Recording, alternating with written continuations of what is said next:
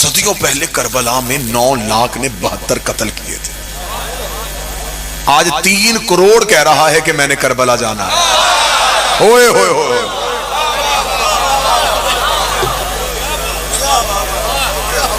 ये सदा तशरीफ फरमा है। मेरी दुआ है कि मेरा मालिक किसी भी साइल को रुके ना।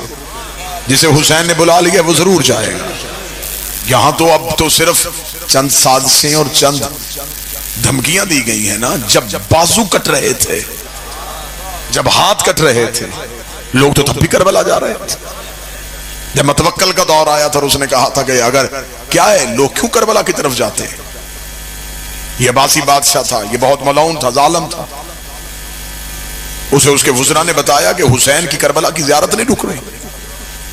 इसने कहा क्यों नहीं रुक रही। उसने कहा जी हुसैन की आज से की पड़े। इसने कहा इतना टैक्स लगा दो कि कोई हुसैन की ज़ियारत के लिए जाए ना। मैं सत्र में सैयद आपके लिए पढ़ने लगा हूं, अंदर से यूं तमन्ना तड़पेगी। जब उसने बहुत ज्यादा टैक्स लगा दिया और ऐलान हो गया कि अब जो करबला जाना चाहेगा इतना टैक्स देगा तो करबला जाएगा। अगले दिन मतवक्कल की मौत हो गई जब उसने देखा कि उसके शहर की सबसे गरीब औरत सबसे पहले आ गई।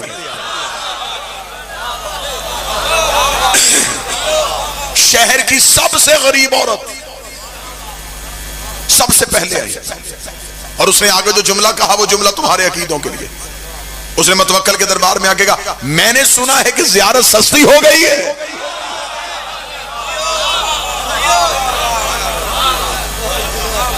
उसने कहा बुढ़िया टैक्स लग गया है। उसने यूं ही जल्दी से चादर का पल्लू खोला, खोल के यूं दिनार निकाले। ये पकड़, जाऊं। यूं गिरते हुए दिनार देके मतवक्कल ने कहा तू तो बहुत ज़ईफा गरीब है, तेरा तो कमाने वाला भी कोई नहीं। कहां से लेके आई है। उसने कहा जिसने बुलाया है उसने दिए।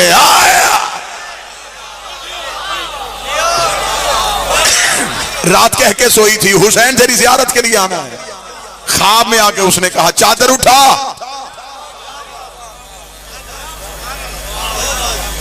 जिसने बुलाया उसने दिए। पकड़ अब जाऊं। इसका रुक, अभी करबला नहीं जाना। इसने फौरन वुज़रा को बुलाया। वुज़रा को बुला के इसने कहा नहीं टैक्स लगाने से नहीं होगा। हुसैन तो अपने नौकरों को दिरहम दिनार दे रहा है। उन्होंने कहा फिर क्या करें। उसने कहा कोई और सख्त शर्त लगाओ। क्या शर्त लगाएं। उसका जो हुसैन की ज़ियारत के लिए जाए उसका एक बाजू काटो। बाजू कटवाएगा करबला जाएगा। अगले दिन जब साइलों के दरबार में आने का वक्त हुआ, क्या मतवक्कल साइलों को सुनेगा तो वही बुढ़िया। अब देखिएगा जुमला सुनिएगा, अकीदे देखिएगा। वही बुढ़िया अपना दायां हाथ सर पे रख दे मतवक्कल के दरबार में। मतवक्कल का बुढ़िया अब क्यों आई है। उसने कहा मैंने सुना है ज़ियारत मुफ्त हो गई है।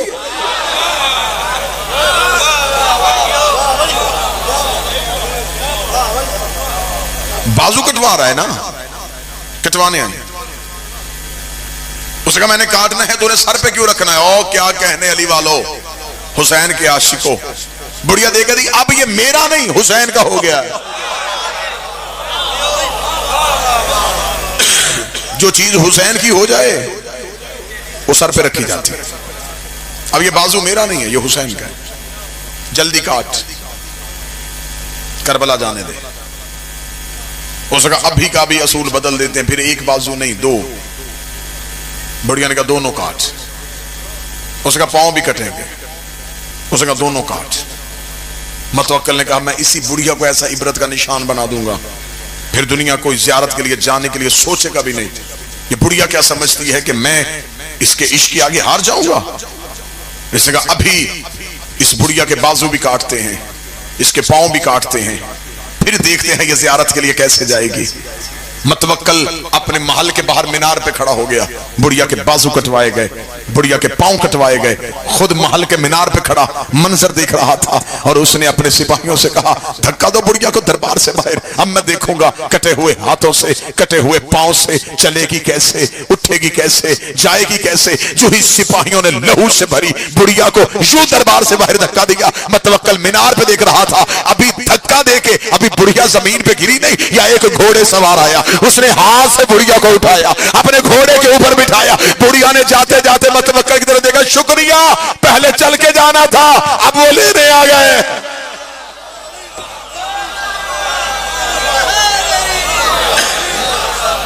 पहले मैंने चल के जाना था।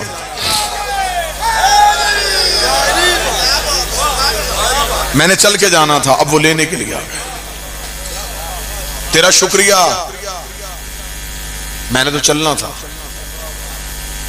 तारीख गवाह है कि जब बॉर्डर सील किया गया था कि जो भी काफिला आएगा एक कत्ल करवाएगा और बाकी जाएंगे। बादशाहत की आंखें तब फट गईं जब कत्ल होने वालों की लाइन लंबी थी, ज़ियारत में जाने वालों की लाइन थोड़ी थी। हर कोई कहे मुझे कत्ल करो, इन्हें जाने दे, मुझे कत्ल करो, इन्हें जाने दे, मुझे कत्ल करो, इन्हें जाने दे। एक दूसरे पे सबकत ले रहे थे, नहीं तू जा, मुझे कत्ल होने दे, तू जा, मुझे कत्ल होने दे। आखिर बादशाह ने तंग आके कत्ल होने वालों से आके पूछा, उन्होंने कहा तुम्हें जिंदगी से मोहब्बत नहीं, कत्ल हो गए, इन्हें क्यों भेज रहे? उन्होंने जो जवाब दिया वो जवाब भी शिया कौम का अकीदा था। उन्होंने कहा हम इसलिए कत्ल हो रहे हैं, इन्होंने जाके हुसैन की कब्र चूमनी है, हमने कत्ल हो गए हुसैन के कदम चूमने।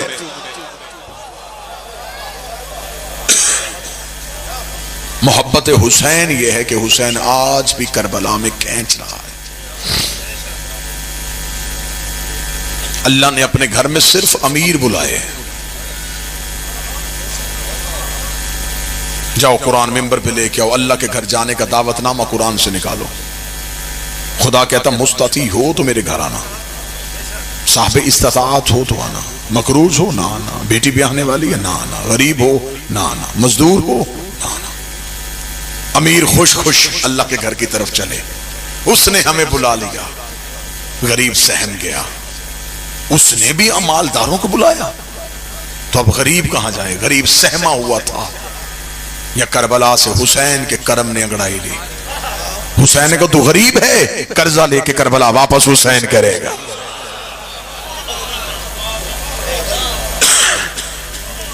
मासूम का फरमान है नमक से खाना खा लेना, करबला की ज़ियारत को तर्क ना करना। नमक से खाना खाओ, करबला जरूर जाना। इमाम ने फरमाया उधार ले लो किसी से, किसी के पांव पड़ जाओ कि मुझे इतना दे दे, मैं एक बार करबला जा सकूं। जब इमाम ने यह जुमला कहा तो सामने बैठा हुआ बंदा रो पड़ा। उसने कहा मौला वापस आके भी तो उसी ने कर्ज उतारना है ना, तो फिर वो मांगेगा कैसे? इमाम ने तड़प के कहा जो उसका कर्जा नहीं रखता वो तुम्हारा रखेगा। लेना तुमने है, वापस हुसैन ने करना है। खुदा ने कहा मेरे घर आओ अमीर, हुसैन ने कहा मेरे घर गरीब हो।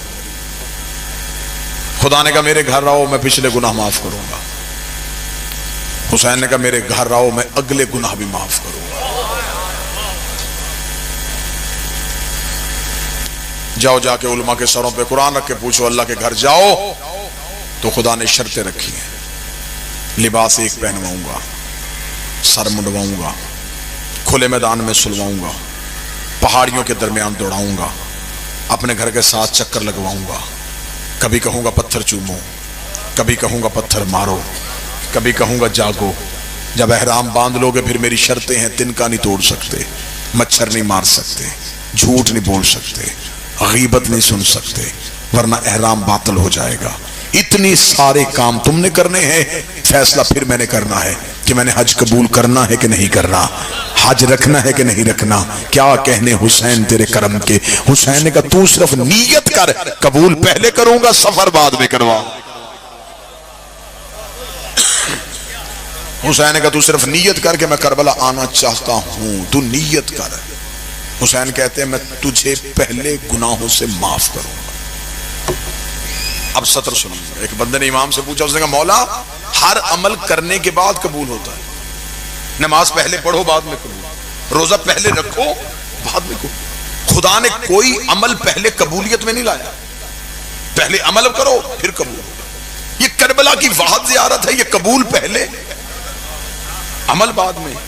इरफान वाले बंदे सतर सुनना, पूरी जिंदगी सतर का नशा रखना। इमाम ने फरमाया वाहद कायनात में हुसैन की जर्री है, जिसे हाथ लगाने से पहले बदन का मासूम होना जरूरी है।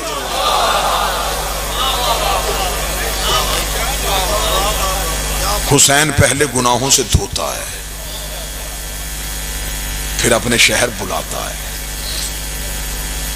फिर हुसैन जब जर्री पे लेके जाता है तो हुसैन ऐसे कर देता है जैसे अभी मां के शिकम से बाहर आया,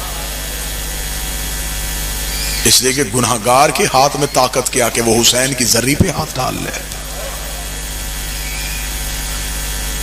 मौला हुसैन कहते हैं कि हम पहले उसे गुनाहों से साफ कर देते हैं। ईरान का रहने वाला शख्स था, ज़ियारात की किताबों में यह वाकया आम मिलता है। ईरान का रहने वाला शख्स था, इतना करबला आया कि फिर उसका करबला के बाद दिल ना लगा। ईरान से अपना सारा कुछ बेच के करबला ही आ गया। करबला शहर में सुकूनत इख्तियार कर ली और वहीं पे एक दुकान बना ली। एक दिन कुछ मेहमान मिलने के लिए आए तो उसने मेहमान दुकान पे बिठाए, मुलाजिम को उठा के कहा कैसे कर, गोश्त ले, घर जा, सौजा को बता के मेरे साथ चंद मेहमान आएंगे, वो घर खाना खाएंगे। मुलाजिम ने गोश्त लिया और गोश्त लेके वो चला गया। शाम को जब घर पहुंचे तो घर पहुंच के उसने बीवी से पूछा खाना तैयार है? उसने कहा नहीं। क्यों? उसने कहा कहां से आज तूने गोश्त लेके भेजा? वो गोश्त तो गल ही नहीं रहा। जब इसने देखा कि बर्तन में वैसे ही गोश्त वैसे का वैसे पड़ा, वैसे ही उठाया और चल पड़ा। दुकानदार से जाके कहने लगा करबला में गलत सौदा बेच रहा है, तुझे डर नहीं लग रहा हुसैन इब्न अली से? क्यों? उसने कहा मेरे मेहमान आए थे, तूने तौहीन करवा दी मेरी। जो गोश्त में तुझसे लेके क्या क्या वो किस चीज का गोश्त था? बासी था, अभी तक तो वो गोश्त पका ही नहीं। इतना कहना था, दुकानदार ने उठा दुकान से बाहर आके हुसैन के हरम की तरफ हाथ करके मेरा हुसैन जामन है, मैंने धोखा नहीं किया। जब उसने कहा ना हुसैन जामन है, चुप हो गया। वापस हुसैन की जरी पे आया, नमाज पढ़ी और नमाज पढ़ के हुसैन की जरी पे बैठ गया। आंखें बंद हो गई। ख्वाब में हुसैन इब्न अली आए। फरमा दुकानदार से जाके माफी मांग, तूने करबला में उसके साथ लहजा सख्त रखा है। तुझे नहीं पता कि हुसैन करबला में किसी को ऊंचा बोलता बर्दाश्त नहीं करता। इसका मौला धोखा किया उसने मेरे साथ। इमाम धोखा नहीं किया। जिस मुलाजिम को तूने गोश्त दिया था वो गोश्त लेके मेरे हरम से होके गुजरा था, और जो गोश्त मेरे हरम से गुजर जाए उस पर आग असर नहीं करती। जानवर का गोश्त हुसैन के हरम से गुजर जाए तो उस पर आग हराम हो जाती है। हुसैन फरमाते जो वजूद मेरे शहर में आए उस पे आतिश जहन्नम हराम हो जाती। करबला ज़ियारत का मतलब सिर्फ जर्री देखना नहीं, हुसैन को मिलना है। अगर कोई जाए और जाके कहे कि ये हुसैन का हरम, वो सरकार अब्बास का हरम, ये जर्री नहीं, फिर वो ज़ियारत नहीं। 10 मुहर्रम 61 हिजरी करबला में शिमर भी हुसैन को देख रहा था, लेकिन जैसे हुर ने देखा, हुर के पास मार्फत थी, हुसैन के कातिल के पास मार्फत नहीं थी। हुसैन कहते मेरे शहर आओ तो फिर मार्फत के साथ आओ। किताब में जुमले ना पड़े होते तो अकील शादी बादशाह हुसैन की कसम में कभी अकील शादी मिंबर पे ना पड़ता। मौला हुसैन फरमाते हैं कि जब मेरा ज़ाहिर मुझे मिलने के लिए करबला में आता है, हुसैन फरमाते उसका सबसे पहले इस्तकबाल करने के लिए शहर से बाहर अब्बास खड़ा होता है। अबुल फजल अब्बास कहते हैं कि हुसैन ने मुझे भेजा है कि मेरा एक मेहमान आ रहा है और आंख बरस रही है। मेरी दिल से दुआ है इस रूहानी माहौल में अल्लाह हर किसी को करबला बुलाए। मेरा बादशाह हुसैन हर किसी को करबला बुलाए। कोई ऐसा ना हो कि जो माने हुसैन को और हुसैन का शहर ना देखे। एक बार जिंदगी में करबला जरूर जाना। वाकयात इतने हैं कि मैं पढ़ता चला जाऊं, मेरी आंखों के सामने यूं वाकयात गुजरते चले जा रहे हैं, रात बीत जाए।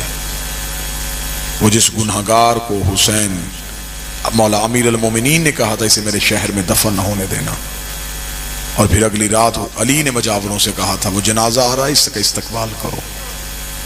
मजावरों ने कहा मौला कल आपने कहा था कि इसे दफन नहीं होने देना वादी सलाम में, आज कह रहे हैं कि इसका शहर के बाहर जाके इस्तकबाल करो। अली की आवाज आई ये बहुत गुनाहगार था, ये शहर मेरे दफन होके अपनी बख्शिश चाहता था, मैं अली से अपने शहर में दफन होते बर्दाश्त नहीं कर सकता था।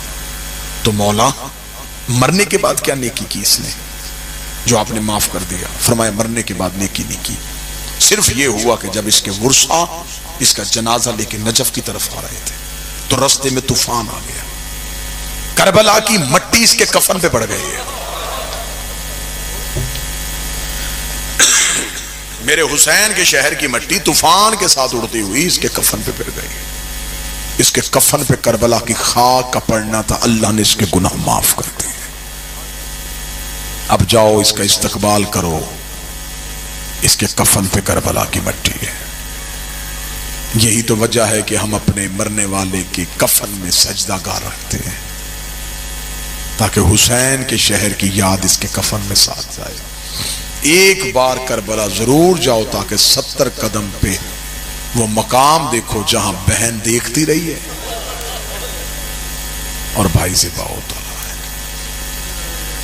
सादात व मोमिनीन से माफी मांग के बादशाह हुसैन की इज्जत की कसम, शाह जी आप जाएंगे, करबला इतना सुन के नहीं रुलाती जितना करबला देख के रुलाती। सारी जिंदगी भी जाकरों से करबला सुनो, वैसे नहीं तड़पोगे, जब जाके देखोगे ना फिर तड़पोगे। अभी तक बहुत से गोशे हैं जो पढ़े ही नहीं गए। आप भी करबला जाए ना जी, जो जाहिर बैठे मेरी गवाही देंगे, नहरे अलकमा के साथ एक बाग है इमाम जाफर सादिक का, वो बाग आज भी है। अल्लाहुम्मा सल्ली अला मुहम्मद। जाहिर वहां जाते हैं और वहां से मौला इमाम जाफर सादिक के बाग से खजूरें लेके आते हैं। नहरे अलकमा के बिल्कुल बाहर एक मस्जिद है, उसे कहते हैं मस्जिद साहिब ज़मान। ये बाब सिदरा के बिल्कुल सामने ये मस्जिद साहिब ज़मान है, वहां एक मस्जिद बनी हुई है। अल्लाह तुम आपको लेके जाए, वहां जाओ। उस मस्जिद की फजीलत क्या है? उसकी फजीलत में लिखा है कि जब भी मेरा 12वां करबला आता है हर शब जुमा, तो मौला इमाम ज़मा इस मस्जिद में पहले आते हैं, यहां 2 रकत नमाज पढ़ के यहां से नंगे पांव नंगे सर फिर अपने जद हुसैन की जियारत के लिए जाते हैं। शबे जुमा वो मस्जिद खचाखच भरी होती है कि आज मौला ने अपने बाबा की जियारत के लिए आना। यह है पहली फजीलत। अब इस मस्जिद की गुर्बत क्या है, यहां मस्जिद बनी क्यों? अब किताबों ने एक रवायत सुनाई है कि जब हुसैन घोड़े से गिरे थे तो यहां गिरे थे। पहली बार जब हुसैन ने मुर्तजस की जीन छोड़ी है तो जहां हुसैन गिरे वहां अब मस्जिद साहिब ज़मान है। मस्जिद साहिब ज़मान से सीधा देखो तो बाब सिदरा, बाब सिदरा से आगे सेहन, सेहन के आगे बरामदे, फिर आगे मौला हुसैन की जर्री। अगर ये नापा जाए ना तो ये 1.5 से 2 किलोमीटर का सफर है। 1.5 से 2 किलोमीटर सफर है मस्जिद साहिब ज़मान से हुसैन की कब्र तक। जब मैं पहली बार करबला गया तो मैं करबला साथ साथ सफरनामा लिख रहा था, 2009 था। मैंने लिखा हुसैन यहां गिरे। उसके बाद बाबा जी मैं चल पड़ा। मैं रास्ते में सोचता आया गिरे वहां थे, दफन वहां कैसे हुए? हुसैन की लाश तो उठाने वाला ही कोई नहीं था। अकबर की लाश हुसैन ने उठाई, अब्बास की लाश हुसैन ने उठाई, कासिम की लाश हुसैन ने उठाई। जब गरीब ने घोड़े की जीन छोड़ी तो हुसैन का लाश ही उठाने वाला कोई नहीं था। तो फिर ये 2 किलोमीटर का सफर हुसैन का कैसे हुआ? मैं जहन में ये सवाल सोचता सोचता आ गया, मेरे अक्ल काम ना करे या वो रवायत ठीक नहीं। अगर जर्री ये है हुसैन की तो गिरे वहां कैसे? यही सोचता सोचता मैं इमाम के हरम में दाखिल हो गया। मगरबैन की नमाज का वक्त था, मुझे आज तक याद है। नमाज मगरबैन मैंने जमात के साथ अदा की। अदा करने के बाद मैं हुसैन की जर्री पे गया। मैंने जर्री पे जाकर रो के यही सवाल किया, मौला गिरे आप वहां थे, दफन यहां किसने किया? रोता रोता मैं जितनी देर जर्री में रहा, मैं बाहर निकल आया। बाहर आया तो एक सियाह इमाम में आलम दीन जियारत पढ़ रहे थे। मैं उनके करीब खड़ा हो गया। मैं रो रहा था, उन्होंने ज़ियारत की किताब बंद की। मैंने उनसे पूछा आप उर्दू सुन लेते हैं? उसने कहा मेरा ताल्लुक हिंदुस्तान से है। मैंने कहा मैं पाकिस्तान का ज़ाहिर हूँ, एक रवायत की तस्दीक चाहता हूँ। उसे कहा पूछ। मैंने कहा वो जो मस्जिद साहिब ज़मान बनी है, ये रवायत ठीक है? हुसैन वहां गिरे थे? उसने कहा बिल्कुल ठीक है। बाबा जी मैंने कहा अगर गिरे वहां थे, दफन यहां कैसे हुए? ये मिंबर है, शाम का वक्त है, मुझे हुसैन की कसम उस आलिम दीन के यूं बिला सकता, आंसू दाढ़ी में है, उसने इमामा उतारा, मेरा हाथ पकड़ा, बिल्कुल हुसैन की जरी के सामने जाकर कहा मुझे कब्र हुसैन की कसम है, पूछ तूने लिया है तो मैं बता देता हूं, हुसैन गिरे वहां थे। यहां तक हुसैन चल के नहीं आया, शेमर ने हुसैन की जुल्फों पे हाथ डाला। हुसैन को लेके आया हुसैन की बहन के खैमे के सामने। इसने ऊंची आवाज से कहा इसकी बहन का खैमा कहां है? जहां टीला ज़ैनबिया है यहां आपसे ज़ैनब उठी, आवाज आई जुल्फों से हाथ निकाल। जिन जुल्फों में हाथ आया क्या ये आम जुल्फे थी? जब इमाम हुसैन अलैहिस्सलाम ने मदीना छोड़ा तो इमाम हुसैन अलैहिस्सलाम के घर में कनीज रहती थी। वो कनीज कूफे की रहने वाली थी। ये मौला अली के पास आई थी। इसने कहा मैं शायरा हूं, मैं या अली आपसे शेर सीखना चाहती हूं। अली ने फरमाया तू मस्तूर है, मैं तुझे अपनी शागिर्दा नहीं कर सकता। इसने कहा फिर मैं तो आपके इल्म से बहरबर होना चाहती थी, क्या करूं? अली ने फरमाया मेरे घर में मेरी बेटी है, हू बहू अली है, तो ऐसे कर मेरी शहजादी की शागिर्दा हो जा। ये कूफे में बीबी की शागिर्दा रही है। फिर बीबी जब कूफे से वापस मदीने आ गई है, फिर ये कूफे में नहीं रही, ये बीबी के साथ ही आ गई है। ये मौला के घर की कनीज थी, अस्मा इसका नाम था। ये शेर लिख लेती थी। जब 28 रजब को हुसैन घोड़े की जीन पे बैठे ना, तो इसने एक शेर पढ़ा था। इसने कहा मदीने वालों दरवाजे खोल के देखो, तौहीद का वारिस घोड़े पे बैठ रहा है। इसने शेर पढ़ा, हुसैन को इसका शेर इतना अच्छा लगा, हुसैन ने अपने अमामे में से अपना एक बाल तोड़ा। तोड़ के हुसैन ने फरमाया फिजा इसे क्या तेरे शेर की कीमत।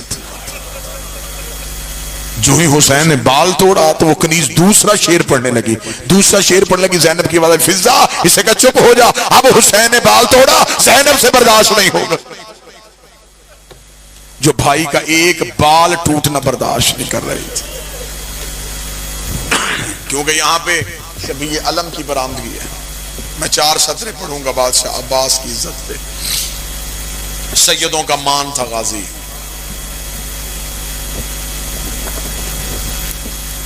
जुर्रत का अलम बरदार था गाजी। जितनी देर अब्बास जिंदा रहा तब तक करबला में जंग रही। अब्बास गिर गया फिर करबला में जुल्म हुआ है। ज्यादा तफसीली नहीं पढ़ सकूंगा। बड़े मान सैयदों को गाजी पे, इतने मान थे सैयदों को गाजी पे। मिर्जा अत्थर लखनऊ वाले लिखते हैं कि जब अब्बास मैदान में जा रहे थे, हुसैन पीछे पीछे चले। हुसैन की आवाज़ गाजी जा रहा है, हाँ मौला जा रहा हूं। अब्बास अपनी तलवार मुझे दे जा। अब्बास रोक दे, तलवार ही तुझे दे के जानी है, फिर मैंने लड़ना कैसे है? हुसैन ने रोक के कहा लड़ने के लिए नहीं भेज रहा, पानी लेने के लिए भेज रहा हूं। गाजी तलवार दे। जब कहा गाजी तलवार दे, अब्बास ने देखे कहा मौला तलवार मुझे मेरे हाथ में रहने दे, ये मैं वादा करता हूं मैं लड़ूंगा नहीं। इतना कहना था, हुसैन ने तलवार हाथों पे ली, हाथों में लेकर गाजी तलवार लेके जाना चाहता, ये पकड़ तलवार, इन्हें जितना मारना मार, जितना दौड़ाना दौड़ा, लेकिन मैं इमाम बन के तुझे बता रहा हूं जितने जख्म तूने शामियों को लगाने हैं बदले मेरी ज़ैनब ने देने हैं, बदले मेरी सकीना ने देने हैं। अब्बास तूने इन्हें दौड़ाना है। इन्होंने ऊंटों के आगे कभी सकीना, कभी घोड़ों के आगे सकीना। अब्बास ने तलवार रेत पे फेंकी, रोकेगा मुझे पहले क्यों नहीं बताया, बदले तेरी बहनों ने दे। अब्बास बदले देने हैं मेरी बेटियों ने। जितने भी गाजी के नौकर बैठे हो, अब्बास की मां का एक बैन पढ़ूं और यहीं पे अलम बरामद हो गया। जब बशीर गया था ना मदीने, और इसने मदीने की गलियों में जाके कहा मदीने वालों, मदीना उजड़ गया, मदीने वाले सैयद लुट के वापस आ गए। एक दरवाजे के सामने से बशीर गुजरा, पर्दे के अंदर से आवाज आई बशीर कौन मारा गया? बशीर देखा था बीबी हुसैन मारा गया। पर्दा घर का उठा, सर से लेके पांव तक चादर में लिपटी, झुकी कमर, हाथ में असा, बशीर के घोड़े की लजाम में हाथ डाल के कहती, मेरे दरवाजे के आगे ना क्या मेरा हुसैन मारा गया। बशीर देखता, मेरा हुसैन कहने वाली बीबी तू कौन है? रोक दी, पर्दा कर, मैं गाजी की माँ हूँ। गाजी की माँ का नाम आना था। बशीर घोड़े की जीन से उतरा, दोनों हाथ अपनी आंखों पे रखता, बीबी तुझे तेरे अब्बास का पुरसा हो, बीबी तुझे तेरे गाजी का पुरसा हो। रोक दी, है बशीर मेरा अब्बास मारा गया? हाँ बीबी तेरा अब्बास मारा गया। रोक दी, सच बता मेरे अब्बास को मारने वाली फौज कितनी थी? बशीर कहता, बीबी 9 लाख ने तेरा गाजी घोड़े से गिराया। रोक कहती, मैं नहीं मानती, 9 लाख से गाजी नहीं गिरता। मुझे बता जब घोड़े से गिरा अब्बास को जख्म कहां आया था? बशीर कहता, बीबी माथे पे गुर्ज लगा था। रोक कहती, मेरा गाजी अली का शागिर्द था, जब अब्बास के माथे पे गुर्ज लगा अब्बास ने हाथ से रोका क्यों नहीं? बशीर रोक कहता, हाथ होते तो रोकता, तेरे तो गाजी के बाजू कट गए। रोक कहती, अब मैं मान गई, हुसैन भी मारा गया। ज़ैनब भी कह, अजरको मिन अल्लाह, एक जुमले की इजाजत दे, हुसैन भी मारे गए, ज़ैनब भी कैद। पहली बार आई गाजी की मां करबला में, जियारत के लिए जाएं, मौला अब्बास की जर्री के दाएं तरफ एक दरवाजा, उस दरवाजे की निशानी वहां एक मोटी सी जंजीर लटकी हुई, उसे कहते हैं बाब उम्मुल बनीन। ये वही दरवाजा है जो खुले तो सीढ़ियां जो उतरती हैं, ये मौला अब्बास की हकीकी कब्र पे जाती है। मौला अब्बास के सरदाब को जो रास्ता जाता है उस दरवाजे को कहते हैं बाब उम्मुल बनीन। यहां लोग नमाज पढ़ते हैं, 2 रकत हदिया करते हैं, हाजतें मांगते हैं। अब मुझसे पूछो ये दरवाजा यहां क्यों बना है? जब पहली बार आई थी ना अब्बास की मां करबला, बीबी इस दरवाजे पे आई, 7 जनाबे बाकर थे, बीबी उम्मुल बनीन की आंखों की बिनाई चली गई थी, कमर बीबी की झुकी हुई थी। रो के कहती है, बाकर मुझे कहां लेके जा रहा है? बाकर की आवाज है, अम्मा गाजी की कब्र पे। रो कहती, ना बाकर, मैं अब्बास को रोने नहीं आई, मैं हुसैन को रोने आई हूं। मुझे अब्बास की कब्र पे ना लेके जा, मुझे हुसैन की कब्र पे लेके जा। कब्र हुसैन पे जलजला आ गया। आवाज है, अम्मा पहले अब्बास को मिल गया। इतना कहना था। बीबी ने कहा, अच्छा बाकर, फिर मुझे बता मेरे गाजी की कब्र कहां है? जो सैयद बैठे मुझे माफ कर देना। जनाबे बाकर ने बीबी उम्मुल बनीन का हाथ पकड़ा, रोकेगा, दादी ये है गाजी की कब्र। इतना कहना था, बीबी उम्मुल बनीन ने हाथ मारे, रोकेगा, दी बाकर, मैंने तुझे कहा था मुझे अब्बास की कब्र पे ले आ, तू तो मुझे असगर की कब्र पे ले आया है। इतना कहना था बाकर की, अम्मा ये अब्बास की कब्र है। रोकनी, मेरे अब्बास का कब्र तो ऊंचा था, ये कब्र इतनी छोटी क्यों है? बाकर रोकना, जितना मिला उतना ले आया। पहुंचने से पहले गाजी की लाश तकसीम कर